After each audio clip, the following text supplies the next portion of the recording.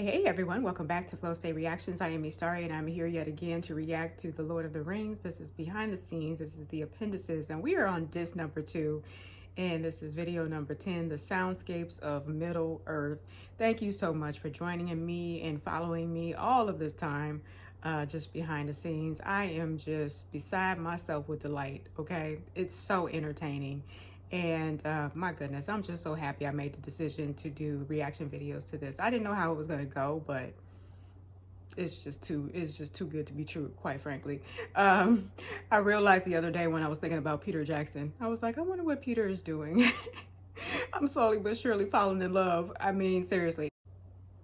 I'm just captivated, quite frankly. This is just the most amazing documentary I've ever seen in my life, and it's so long, but it's so good, and I just want more and more and more. So if you guys are willing to sit and watch it again with me, listen, it just makes it even better.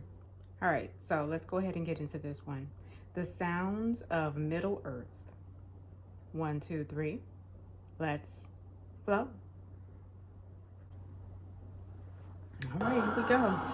The sound design on the film Hi, Peter. was established in a way that it was sort of comparable to how a lot of the other aspects of The Lord of the Rings came together down here in New Zealand, in that we had to create, obviously, a very high-tech, world-class sound effects studio. In effect, we had to plan out and lock down our plan 2 years before we actually started Soundpost. So we were able to basically start with the best technology. Of course. And so we just simply built that from the ground up. We rented a building. We hired some very good people, both New Zealanders and various people from America and Australia and England. And I chose people that I knew could handle stress. Listen. And weren't going to freak out on me. And we got it covered, basically. Good decision. People. And I think that gives a cohesiveness to the overall end result that you couldn't get any other way. I'm sure that was so I suppose the clearest stressful. instruction Oh my we got from God. Peter was just to make it real. You know, make it so that the audience is transported to Middle Earth. Right. Do these people have families? Like, or are they just completely One of the things absorbed he in the said is that he project? didn't Because want how do the you have watcher to time really have for everything? much of a vocal element. The sound for him would be much more about his movement. I went out to a creek nearby the house. I was playing with the plunger in the creek, and you plunge the water, and you get all these weird like suction sounds. Yeah. We were out in at the you. parking lot out here actually with rubber floor mats, wet rubber floor mats, sort of wafting them through the air and slapping I cannot. them against things. So we went back and edited that sound in along with all the other plunger stuff. Yeah. And it worked really well. Oh my goodness. The I don't even know what to do with which came myself. Sort of very late. There's a shot where it just sort of cries out for some sort of pain vocal. In the final mix, I ended up putting a walrus, a pitch down sort of walrus groan there. It just felt right. Why is that so fascinating to know? Because now when I rewatch it, I can think of the fact that they were doing this with the floor mats and the plunger. And that was a walrus voice. I cannot. Oh, this is just too Is that good. they're very humanoid. The approach that we sort of ended up with was taking animals, sort of vicious attack animals, and then imitating them with our own voices. One of the things we used was a pig dog.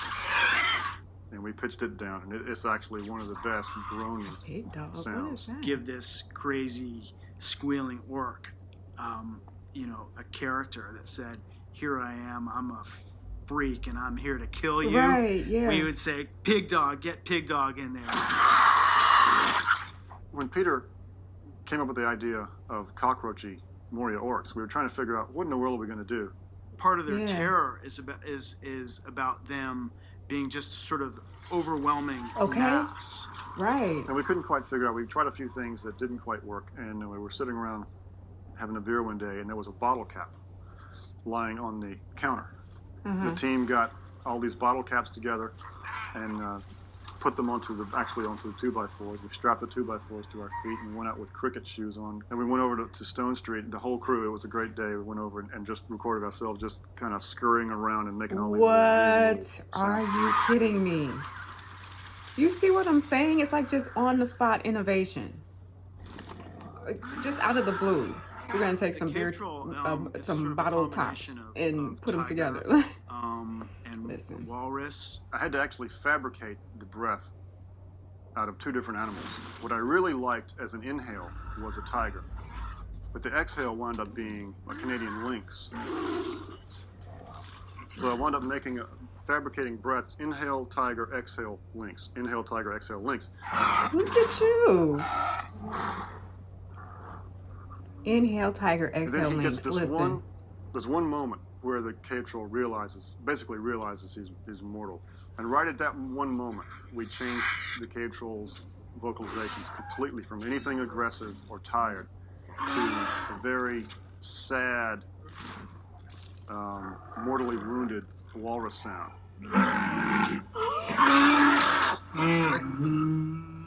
Yeah, look at that. Oh my God. This is like going to enrich my next viewing of the Lord of the Rings trilogy. I have an ad here. I mean, seriously, like just knowing that in my mind as I rewatch it. Creature. It's basically All of shadow and this. flame. I mean, he's made out of rock and lava, so he needs to have this sort of very Rock and natural, lava, yeah. organic, rocky feel.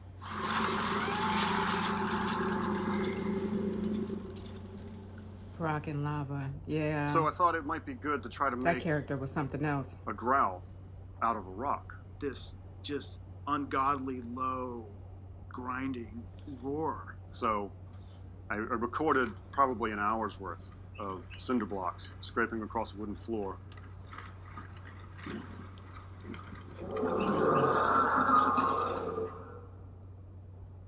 You can really hear that too. I mean, it's just this big sort of rocky scraping. What? The effects for Moria Oh my were God. recorded in these old tunnels that are built in a hill overlooking Wellington. These phenomenal tunnels that just had this reverb It's tail that just- just went on forever. The cave troll, Enlightening took him me in on the and fact played that him, off of a laptop and through that's something I just didn't really speakers, allowed us consider to is get this, the sound. where are David these sound come effects up with coming one. from? That they're literally creating these noises just from their imagination of what they think it should Very sound like. similar to the environment that he is in the movie. So we took the vocalizations Uh-huh. for the Moria orcs and the Balrog and the cave troll. We recorded all those things over the speaker in there. Right. Yes. Of course you had to. It's not like you had a catalog of, sound effects that you could choose from. You had to create them. This is after we've completed the final mix. PJ turns to me and said, Well, I think we need to get on those wraiths. I don't think there's anything there worth saving. "They're not scary. They're not chilling. They're not working." The problem is the element we like, I only have one of. So I played the element for him. And he said, "Oh, Fran can scream like that." And so we dragged Fran onto the Foley stage. And she stood there and she kind of took a deep breath in.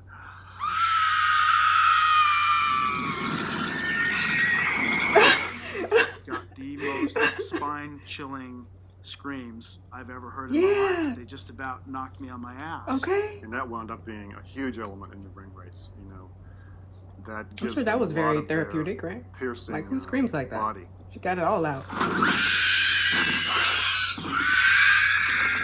Yeah, that was a good scream. The ring in the They had script to is very record the much a screams. character. It has a force and a presence. I'm and sure an screams energy. are in a catalog, right?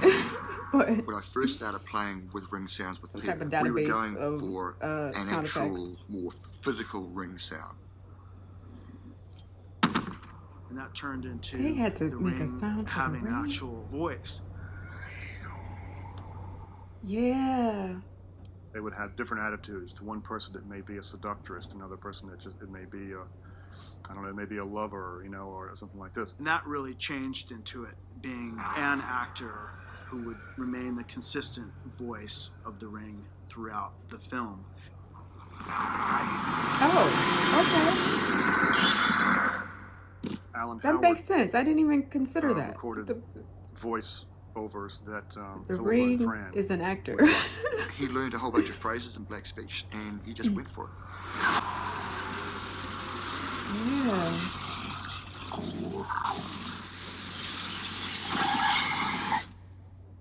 My God.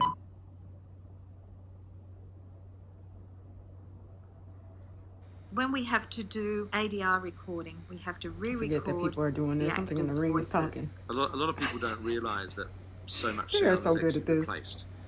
And it happens all the 'Cause it's time on movies, immersive. and, you know, our movie was no exception. What is the greatest power? We're re-recording the dialogue for about 98% of the film, which is a lot more than is normal, but we've got a whole bunch of problems that most films don't have. Because of the sheer size of the production, we sort of Happy spread to. out around a series of Wellington warehouses, and, and through some unknown reason, a couple of these warehouses were actually right next door to the airport. You're recording dialogue, and then when we finally get in our hot little hands or watch it at Rush's that night, you go, nice plane effect, you know, in Lord of the Rings. It's actually quite funny because you occasionally see the actors kind of stopping in their tracks to allow a 737 to blast off the runway, which is literally 50 feet away. Oh and then they my God. Are wait you for the kidding sound me? and they just carry on. We knew that come time What? for post-production, we'd be in the studio recreating all of Mhm. our dialogue.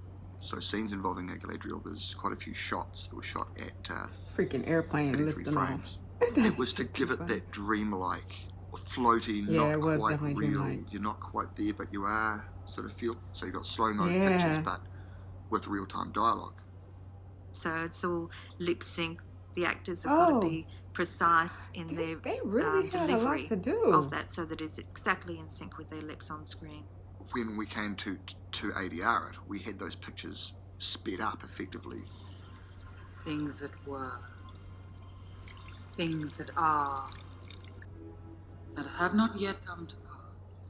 To be as though Listen. it was shot at 24 frames. When Galadriel isn't tempted by the ring and does the Dark Queen moment, that was shot at 48 frames. So that's a 100% time Right. expansion. Kate, Blanchett reeled off her lines at a fair clip. In place of the Dark Lord, you would have a queen, not dark, but beautiful and terrible as the dawn. So that when it played back at the slow motion sequence, there was still cadence, rhythm, and it still had some shape in it, actually. In place of a Dark Lord, you would have a queen, not dark, but beautiful and terrible as the dawn. Treacherous as the sea. What a major production. I mean, they had to All of those slow elements down put her together voice. Yeah, that makes then sense. finally creates the soundtrack, and then the sound mixers Everybody is just just smooth it a all creative out, genius make in it this, sound good, this bring up project. the music or drop the music, the effects, bangs, make it Yeah. loud, make it scary, make you jump in your seat. All of the things that you want to have for a good Right. soundtrack. Oh, that was so good. Oh, I loved it. It went by so fast. We could have had more, I'm sure. But the next one's coming. I have an ad here. Okay, here we go with music for Middle Earth. The music score on any film is obviously Hi, vitally Peter. important because it totally guides your emotions when you're watching the film. I mean, the actors can It do their job, does. the director can do their job in terms of creating a certain amount of mood and emotion, but obviously music Right. is like so strong and evoking Strong and what evoking, you yeah. should be feeling at any given time. Peter Mhm. and Fran were very clear that they wanted someone that would collaborate with them, that would be willing to invest the time to develop themes Okay. and to help us even in production. Because Right. more so than just scoring the film, I wanted the music to reflect Tolkien. I wanted the music to also bring the world of Middle-earth to life. And So it did. Howard agreed to It come brought it down to and life. meet with Peter. He visited the set. You could see the depth and the creativity of what they were trying to create in New Zealand and the passion for it. And I think it was on that very first trip that I had decided that I definitely wanted to do the film. It seemed like a hugely daunting task to do 3 films. Normally on movies, Yeah, composers might you work for think? 6 or 8 weeks. But Howard was with us from very early on in the shoot. So 6 to 8 weeks you know, normally, by the time but the he was there Fellowship the of the whole Ring time? had been released, Howard had been on the film for nearly 2 years. Tolkien spent years. 14 years writing Lord of the Rings. And you're now writing a musical image, creating the 14 music, years. musical Yeah. mirror, if you will, No, it took a while. to his writing. And I mention this so often, you know, even in other discussions about feeling like Frodo, and I really did feel like that I had this amazing journey to take. I had the ring in my vest pocket, and you were chosen that you're going to write the music to Lord of the Rings, and you had to do it. What a way to perceive it was it, right? More than what we I felt like ever Frodo. dreamed, really, because Yeah, you know, he did Howard have a has special mission, sorry. become part of our family, part of our team on this film, and he is totally devoted to somehow give the music a cultural significance. A section of the Encyclopedia of Moria, just so to give you some idea of this particular world that we're trying to create. So that it's doing two jobs at the same time. And one, it's underscoring the film, it's providing an emotional link, a bridge between the movie and the audience. And it's drawing the audience in. But it's doing it in such a way that it's also telling you a lot about the cultures of this world. Yeah, it does. We don't really have the ability in the just movies to really use the songs and the poems appreciate to the extent the music that the second time Tolkien around, did you in know. his books. But we are obviously pay more trying attention to the acknowledge music to than make the it part of dialogue. the texture and You know, fabric before of it was the just movies. all about the dialogue, what are they saying, but who was the linguist on the try to bring my she attention to the would soundtrack more. do the pronunciation. When I first met Viggo Mortensen, who plays Aragorn, it was the first thing he said. He wanted to sing this song. He's made up the tune himself. He wanted to give it a Celtic feel. And he's taken to the Elvish language like a duck to water. In Elvish, it's Tinuviel Elvanui. We sat around our kitchen table at home talking about the choral ideas for Moria. And I thought it would be really great to weight it fairly heavily towards Polynesian singers, Maoris or Pacific Islanders, who have gain another otherworldly quality to their voice. Look at you, all these ideas. Mine's being a dwarven kingdom would really suit having sort of male voices, a bit like a Welsh mining choir. So these 60 guys, you know, chanting these dwarvish verses. The demon of the ancient world. And then I augmented it at the end with actual football players. They were looking for some grunty voices, and they thought that a Kapahaka flavor would fit in with it. Really? I don't know why that tickled me. The idea of the football player singing. So Howard football players can sing. You know, found himself in the Wellington Town Hall in New Zealand with an all Polynesian male choir. Look at you.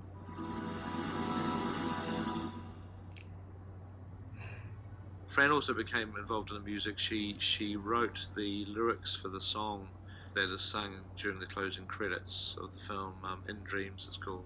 She helped Howard direct the boys' choir. It was a London school choir with a wonderful young boy. Edward Ross, he's probably about 12 years old. He represented the boys, and there was a boy soloist for the choir. Oh my God! The song was recorded in the number 2 studio at Abbey Road, which is where the Beatles did all their recording. And as a huge Beatles fan, I was incredibly thrilled to be there, find myself there recording a song for our movie. Oh my God. Can you imagine being a kid singing this song for the Lord of the Rings? Lord have mercy. We wanted to have some featured vocalists within the music as well, more so than just the choirs. And Enya's music has always been, you know, closely related to Tolkien. And I wrote the beginning of it, where you see Arwen with Strider. I wrote that little introduction that leads into it, and then she wrote that vocal piece, much like the way I was orchestrating the rest of the score. The Lothlorien music, the music of the elves and Lothlorien, we deliberately gave it a slightly Eastern flavor. Has some very exotic African instruments playing, and some East Indian instruments playing in it as well. Oh, okay.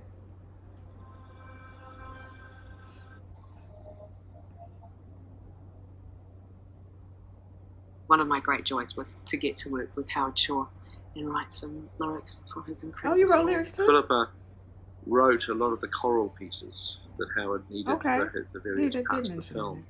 whether they were elven choral or dwarf choral or the vocals. We wanted a song for Lothlorien as well, although we didn't think it was appropriate to use Enya in both places because we wanted the music to feel like Enya belonged to one kind of the Elvish world, and we wanted a different voice for Lothlorien just to make them feel very separate. And Elizabeth Fraser, she has the most wonderful voice and ability to create this very ethereal sound with her voice. The Revelation of the Ringwraiths is a poem that Philip of Wines wrote. They were sent to David Sallow, a Tolkien scholar. He would translate them into the appropriate languages. Yeah, when I watched this,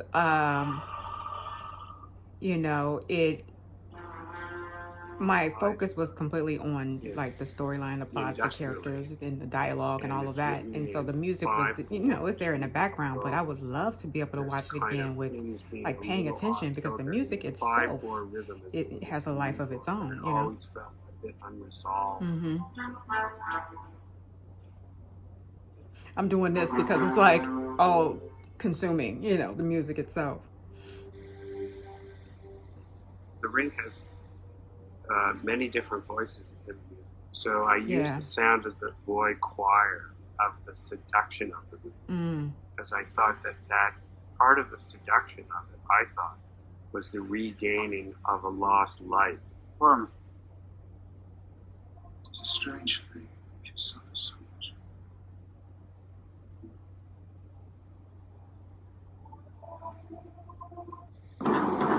And then there's the just the sheer power of the Ring. You hear it in the prologue.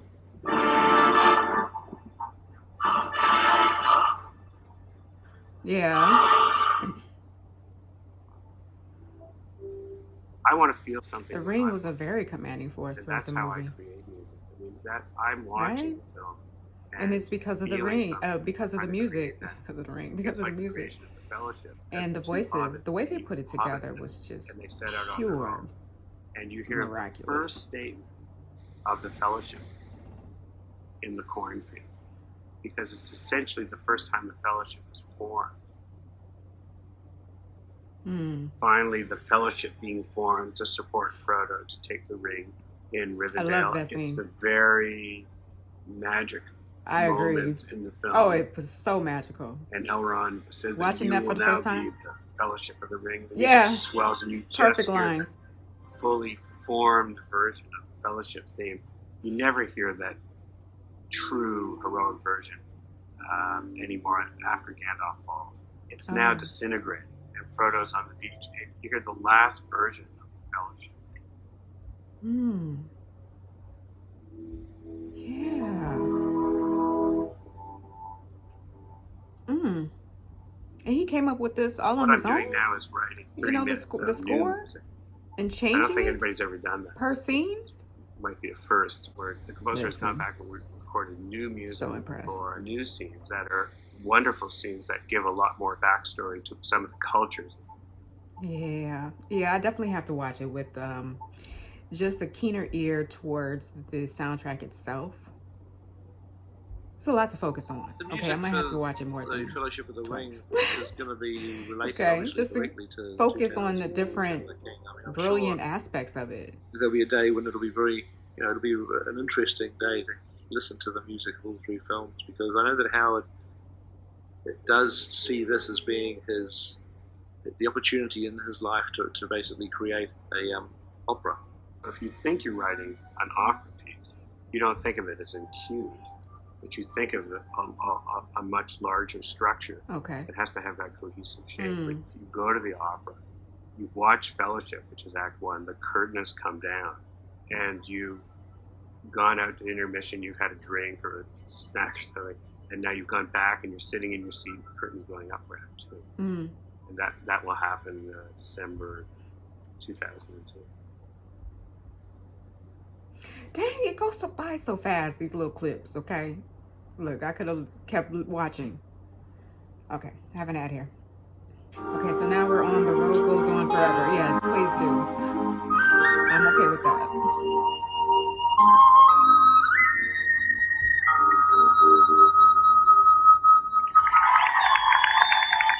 beauty of cinema Oh, right. is that everybody that sees a film can have their own individual response to it. That whole trip that we took on all these premieres, when everything around us seemed to be swirling around far too fast and far too crazy, and we were being treated in a way that I certainly was not used to. It was a lovely time. Wow. How do you even decide who gets a signature? Because there's just too many people. French. Hi! All of Wellington came to the center of town to see us arrive. Yeah. It was completely overwhelming. The name of the capital city, Wellington, was actually changed for a day when the film opened up and became Middle Earth. Get out. This is outrageous. But you felt that welcome and that love from the people of the fact that we'd made it there, the pride that we'd made it there. And they came out in droves on tops of buildings, just completely there to show us their love. It was unbelievable. And that was special, and really special for Peter. It was a really important moment for him to bring his movie back to the people. Hi, Peter.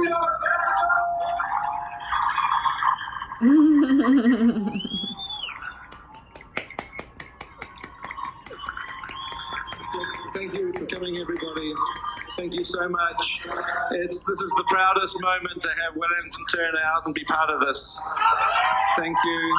Oh my God, I love him so much. He's so amazing. He put together a miracle. I know a miracle when I see one. It's been an unbelievable experience. I said when we started Lord of the Rings, if Lord of the Rings is the last thing I do in the movie business, then that'll be okay. Yeah, okay. That's true. Thankfully, the fans of Middle-earth have enjoyed the results of our labours over the last 5 years. It's strange when you think back to getting the part or going into a room to meet Peter and hoping that you get the role. And looking back on that and seeing where we are now and the response that it's got and how well it seems to have been received, just so thrilled and so grateful to have been part of it. What you saw evolve was a group of people that were individuals and disparate people who actually became a fellowship through the experience of making the movie. The danger with any movie that does as well as this one does is that the amount of money it's making and the number of awards that it's got becomes almost more important than the movie itself in people's minds. I look at that as, in a sense, being very much like The Ring and its effect on people. You can kind of forget what we were doing if you get too wrapped up in that. When I did finally see the movie, I felt a big weight lift off me because I felt like, through everything that we'd all been through, it was so worth it because what Peter did was so beautiful. It makes me feel excited to get to carry on and go down and do more scenes and pickups and looping, that we're not through yet. We've still got 2 more movies to produce to the world. Yeah. It's still going, 2 or 3 years into the process, we're still getting together with our cast and doing stuff and the crew, and there's people that have been working on it for 5 or 6 years. It's become a lifestyle more than just a job, and everybody has become friends. I mean, everybody that's worked on this film, cast and crew, just have that comfortable shorthand with each other, and it's now just become a really comfortable, friendly, wonderful group of people to be associated with. Yeah, okay. I love that. To be continued. Yeah, that's true. They still have 2 more movies to go. It's fantastic. yeah, I don't even want this journey to end, this behind the scenes journey to end. I started this saying that I'm falling in love with Peter Jackson because I keep having like flashes, you know, where I'm like, oh, I wonder what Peter's doing. I wonder what Peter's doing. And I don't want to look him up and look to see what he's doing now, just because I don't want that, you know, it's like I have a little crush and I don't want it to like get too big. He's just so remarkable to me. I mean, what he was able to pull off. Like, I know a miracle when I see one. And this is a miracle. What he was able to pull off with Lord of the Rings is a miracle. The next video is going to be the making of the Lord of the Rings. And this is like almost an hour and a half long. So I'm going to stop it here. And then I'm going to watch the making of the Fellowship of the Ring later on. It's just, you know, the road goes on forever. The love for this movie goes on forever.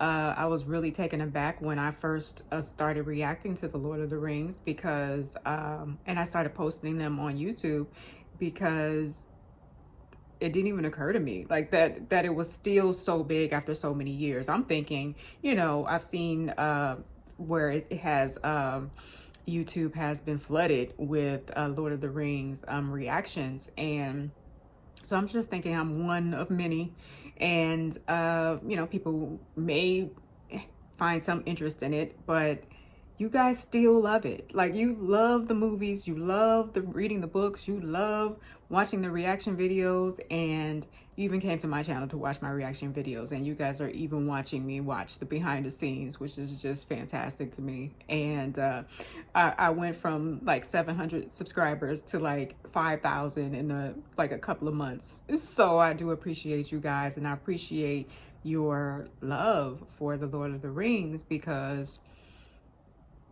I mean, is there anything better? No, there's not. It's just, it literally is this whole, it created this whole world just for us. And that's what it feels like. And I'm just enamored by everything and everyone that is a part of this. I'm loving learning more and more and more about it. I love the soundscapes. Like, I could have learned even more about it because it really put things into perspective for me. Just them starting off with the fact that in order to get the watcher, the sound of the watcher, they had the idea of doing the plunger with the floor mats and the voice of the walrus. I mean, come on, it's just so clever, right? The simplicity of it just brings it over the top because it was just so good. And so now when I rewatch it, I will have that in my mind of what they were doing. Oh, it's just so good. And like they said, the road does go on forever. I didn't even think about how were they able to keep their egos in check once the movie was out, and then they're going to the opening premiere, and you saw all of those people. Everybody wants to just be there, just to be in their presence and to just get an autograph. How do you even choose who to pick? And it's just, and they were just so welcoming and down to earth, and Peter's up there doing his speech, and I just, you know, because it all of their hard work just paid off like 1,000-fold, right? And we all feel just the passion and the love that they gave to us. I'm gonna go ahead and take a break and then watch some more, but I will post that at the following week. Okay, all right, you guys, thank you so much for joining me yet again, and we're gonna be in Middle Earth for a while, just watching behind the scenes and the extras and stuff. So stay for as long as you like. All right, until next time, let's flow.